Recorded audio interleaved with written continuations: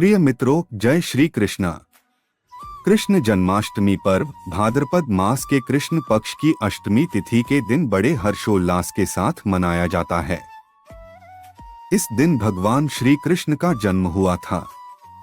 भगवान श्री कृष्ण का जन्म मथुरा के कारागार में वासुदेव की पत्नी देवकी के गर्भ से हुआ था।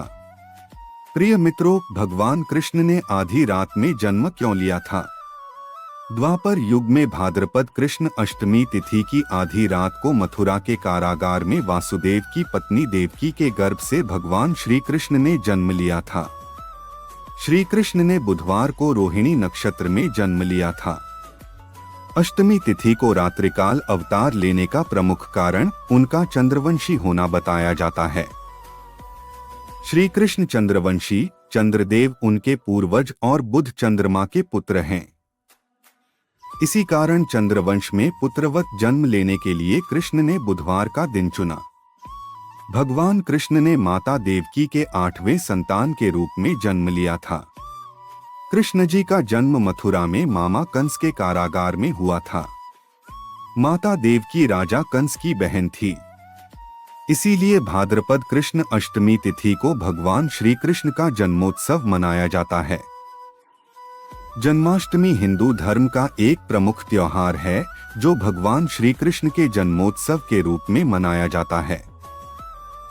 यह त्योहार भाद्रपद मास की अष्टमी तिथि को मनाया जाता है, जो आमतौर पर अगस्त या सितंबर के महीने में आता है। जन्माष्टमी के दिन भगवान कृष्ण की पूजा अर्चना की जाती है और उनके जीवन के विभिन्न पहलुओं का स्मरण किया जाता है। इस दिन भक्त व्रत रखते हैं, मंदिरों में विशेष पूजा और भजन कीर्तन आयोजित किए जाते हैं और रात को भगवान कृष्ण के जन्म की खुशी में झांकियां सजाई जाती हैं। मथुरा और वृंदावन में जन्माष्टमी का विशेष महत्व है, क्योंकि ये स्थान भगवान कृष्ण की जन्मभूमि और लीलास्थली माने जाते हैं। जन्माष्टमी, जिसे श्री कृष्ण जन्माष्टमी या गोकुलाष्टमी भी कहा जाता है, भगवान श्री कृष्ण के जन्म के उपलक्ष्य में मनाया जाता है।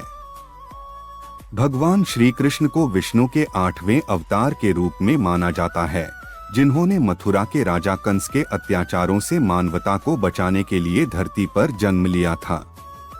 जन्माष्टमी की रात्रि को कृष्ण जन्म की कहानी को दोहराते हुए बहुत सी धार्मिक गतिविधियां की जाती हैं, जैसे 1. व्रत और उपवास। भक्त इस दिन व्रत रखते हैं और कई लोग अर्धरात्रि तक उपवास रखते हैं, क्योंकि मान्यता है कि भगवान कृष्ण का जन्म अर्धरात्रि में हुआ था। उपवास के दौरान केवल फल, दूध और अन्य फलाहारी व्यंजन खाए जाते हैं। 2. दही हांडी। महाराष्ट्र और अन्य कुछ राज्यों में दही हांडी का आयोजन होता है। यह एक पारंपरिक उत्सव है जिसमें कृष्ण की माखन चोरी की लीला को प्रदर्शित करने के लिए ऊंचाई पर लटकाई गई मटकी को तोड़ने का प्रयास किया जाता है। युवा लड़कों की टीमें पिरामिड बनाकर मटकी तक पहुंचने की कोशिश करती हैं और यह एक बहुत ही रोमांचक और दर्शनीय आयोजन होता है। 3. झांकियां और नाट्य प्रस्तुतियां। कई स्थानों पर भगवान कृष्ण के जीवन से संबंधित झांकियां सजाई जाती हैं और उनके जीवन की घटनाओं पर आधारित नाट्य प्रस्तुतियां की जाती हैं। इनमें कृष्ण की बाल लीलाओं से लेकर उनके द्वारा कंस के वध की कहानियां होती हैं। 4. मंदिरों में विशेष पूजा और कीर्तन। जन्माष्टमी के अवसर पर मंदिरों में विशेष पूजा अर्चना होती है और भगवान कृष्ण के भजन और कीर्तन गाए जाते हैं। भक्तगण रात भर जागकर भगवान के जन्म का उत्सव मनाते हैं। 5. मथुरा और वृंदावन में उत्सव। भगवान कृष्ण की जन्मभूमि मथुरा और लीलास्थली वृंदावन में जन्माष्टमी का उत्सव अत्यंत धूमधाम से मनाया जाता है। इन स्थानों पर लाखों श्रद्धालु एकत्रित होते हैं और विभिन्न धार्मिक अनुष्ठानों में भाग लेते हैं। प्रिय मित्रों, जैसा कि सबको ज्ञात है कि कंस सत्ता का बहुत लालची था।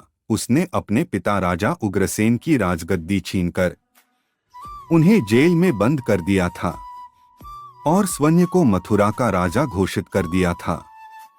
राजा कंस अपनी बहन देवकी से बहुत प्रेम करता था। उन्होंने अपनी बहन का विवाह वासुदेव से कराया था, लेकिन जब वह देवकी को विदा कर रहा था, तभी एक आकाशवाणी हुई कि देवकी का 8वां पुत्र कंस की मौत का कारण बनेगा। यह सुनकर कंस डर गया। उसने तुरंत अपनी बहन और उनके पति वासुदेव को जेल में बंद कर दिया। उनके आसपास सैनिकों की कड़ी पहरेदारी लगा दी। कंस अपनी मौत के डर से देवकी और वासुदेव की 7 संतानों को मार चुका था। भगवान श्री कृष्ण जी का जन्म भाद्रपद मास कृष्ण पक्ष की अष्टमी तिथि को रोहिणी नक्षत्र दिन बुधवार की अंधेरी रात में भगवान कृष्ण ने देवकी के 8वें संतान के रूप में जन्म लिया। श्री कृष्ण के जन्म लेते ही कोठरी प्रकाशमय हो गया। तब तक आकाशवाणी हुई कि विष्णु जी ने कृष्ण जी के अवतार में देवकी के कोख में जन्म लिया है।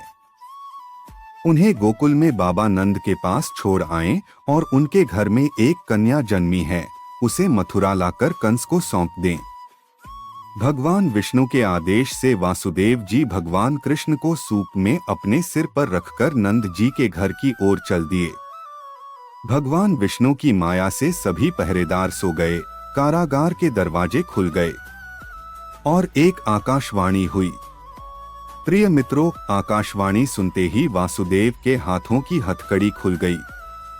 वासुदेव जी ने सूप में बाल गोपाल को रखकर सिर पर रख लिया और गोकुल की ओर चल पड़े। वासुदेव भगवान कृष्ण को लेकर नंद जी के यहाँ सकुशल पहुँच गए और वहां से उनकी नवजात कन्या को लेकर वापस आ गए।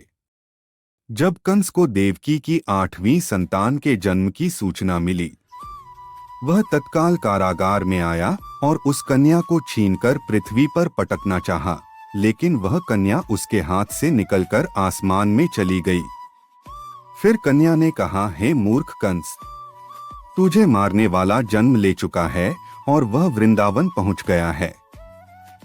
वह कन्या कोई और नहीं, स्वयं योग माया थी।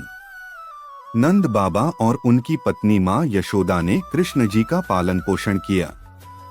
राजा कंस ने कृष्ण जी का पता लगाकर उन्हें मारने की खूब कोशिश की, लेकिन कंस की सारी कोशिशें विफल हुई और कृष्ण जी को कोई मार नहीं सका। अंत में श्री कृष्ण ने कंस का वध किया।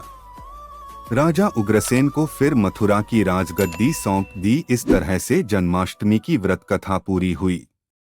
प्रिय मित्रों, जन्माष्टमी का हमारे हिंदू धर्म में बहुत महत्व है।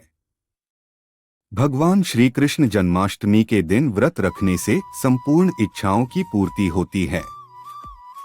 इस दिन विधि पूर्वक यशोदा नंदन की पूजा करने से सुख समृद्धि का आशीर्वाद मिलता है। वहीं जिन दंपतियों की संतान की चाह है, उन्हें जन्माष्टमी की दिन लड्डू गोपाल की उपासना करना चाहिए।